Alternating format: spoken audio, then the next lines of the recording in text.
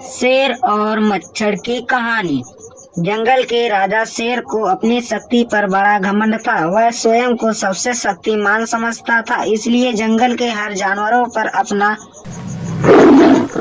खौफ जमाता रहता था। जंगल के जानवर भी क्या करते, अपने प्राण सबको प्रिय थे, इसलिए ना चाहकर भी शेर के सामने अपना सिर झुका के रहते थे।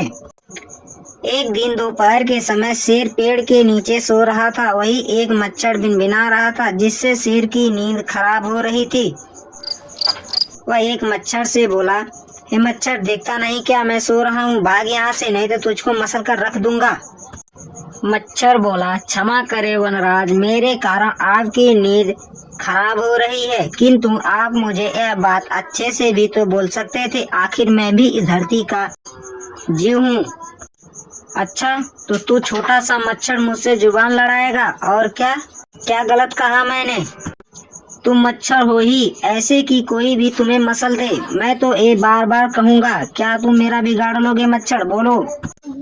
मच्छर को शेर की बात और व्यवहार बहुत ही बुरा लगा। वह अपने साथी मच्छरों के पास गया और उन्हें सारी बात बताई। सभी मच्छरों को शेर की बातें चुभ गई।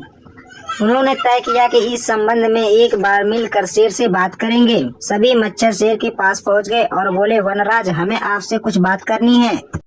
हाँ, जल्दी बोलो, मुझे तुम जैसे लोगों से बात करने के लिए फुर्सत नहीं है। मच्छर बोला, आप होंगे शक्तिशाली, किंतु इसका अर्थ ये नहीं है कि आप दूसरे जीवों का मजाक उड़ाएंगे। हंसता हुआ बोला, मैंने जो कहा सच कहा है। सबसे शक्तिशाली मैं हूँ और मुझे कोई नहीं हरा सकता। घमंड से चूट चूट शेर गरज रहा था। ऐसा नहीं है, अगर आप शक्तिशाली हैं तो हम में भी इतना असमर्थ हैं कि हम आवश्यकता पड़ने पर हम किसी का भी सामना कर सकते हैं और उसे हरा सकते हैं। हम आपको भी हरा सकते हैं। अब इस मच्छर का ग्रुप भी चुप नहीं रहेगा।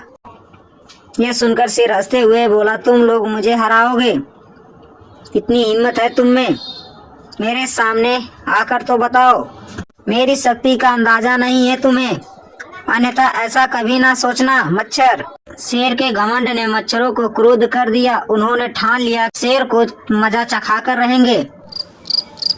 वे सारे एकजुट हुए और शेर पर टूट पड़े। वे जगह जगह शेर को काटने लगे। शेर दर्द से करार उठा।